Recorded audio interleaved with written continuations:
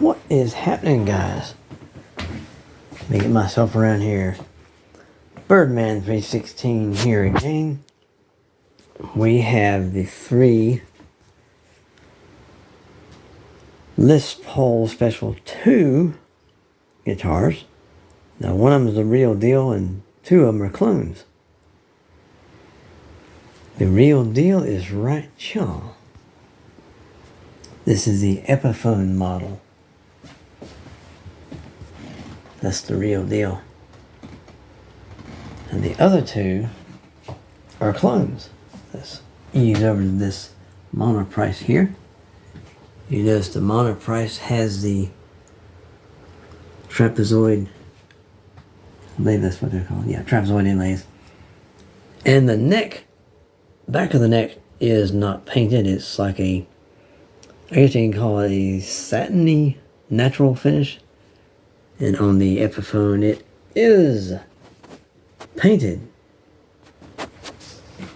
Even though there's no binding around any part on either guitar here. Now, neither one of these guitars is stock. They both have aftermarket pickups. Well, this one here has the Pro-Buckers in it, which is, I guess you can say I've read that it's modeled after the Burstbucker, and the Burstbucker is modeled after the 59. This is actually Epiphone pickups in this monoprice. Might upset a few purists out there, but, well, hey, whose guitar is it anyway? Anyway, moving on here. These are, who knows what they are. I have no idea what brand they are. There's some kind of off-brand humbucker. Gold covers. But whatever they are, they sound wonderful. Now we're moving on to the main reason of this film here. We have a 3rd edition to compare to the other 2. But right now, those stock pickups are in there. And we need to change over to some aftermarket pickups to make the comparison more fair, because those pickups in there and those pickups in there are a whole lot better than stock that used to come in there. And I'm sure they're a lot better than these as well. So it won't be a very fair comparison to have a 3-way comparison with one being all stock. Nah, I'm not going to do that. But anyway, what I will do is discuss about this guitar here. Some dust on there, wow. Little bitty specks of dust, and this camera picks everything up. Of course, a glossy black guitar is going to show every smudge, every little imperfection, every little piece of dust. But anyway, you notice all 3 of them has the tailstop piece and pneumatic bridge and stuff like that. I think this bridge here is modeled after the Nashville style. And moving on to the Epiphone, this is modeled after the ABR1. And over to the monoprice is modeled after the Nashville style. You notice this one has binding all the way around it. On the neck, even around the headstock.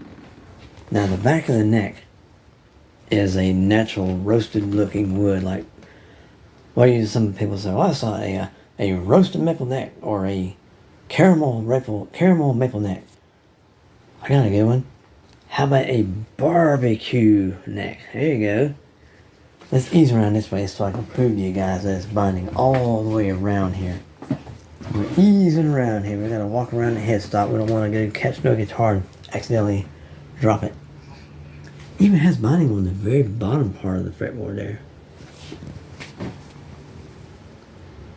Now on this particular guitar, this Donner, there are loads and loads and loads of reviews on this guitar. What I will do is I'll get a few sound samples of it being stock. Then we're going to tear it apart and put in some cream open face humbuckers. That way the cream humbuckers will go good with the black rings, and it'll go good with the cream color binding, the gold knobs, the switch tip and all that stuff. Now these knobs and the switch tip are stock that came with this guitar. And you notice something tickles out. You notice the rhythm and treble is pointing this way. but the switch actually goes up at a slight tiny little angle. Not quite lined up, but it's okay, it's all good. Nothing's perfect anyway. This one here does not have a poker chip, but this here does.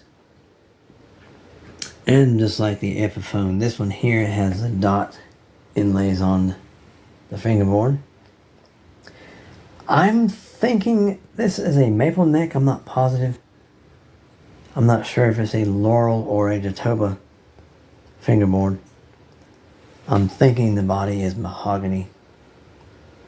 I'm thinking maybe this one is mahogany neck and mahogany body. It could be a maple neck. And I'm thinking this one here is a maple neck because that looks a little bit light to be mahogany. I'm thinking the body is mahogany. I'm not positive. So guys, don't quote me on anything. I'm just guessing. I'm an amateur. I'm not an expert. Let's look at these jack plates. This one here is metal on the Donner, metal on the Monoprice, and we got a black plastic one on the Epiphone. But the Epiphone and the Monoprice are awesome. They sound really good. They feel great. They play great. They're not really heavy. They're, I'm guessing, in the neighborhood of a little over 8 pounds for either one. But we'll get a weight on this one here as well. And we'll get some measurements and neck profiles and all that good stuff. As we can now, you notice the cover is off of the truss rod opening there. I'm getting the truss rod just so, the way I like it. I'm making sure everything settles in before I can put that cover back on. But anyway, guys, that is a sneak peek tabletop chat of this one here. But one more thing, one more detail. You notice, oh, I never noticed this. Even on the Monoprice, there's no thumb wheels. You notice that? Look at that, no thumb wheels on there. But the Epiphone does have the thumb wheels on the bridge, of course. This one here does not.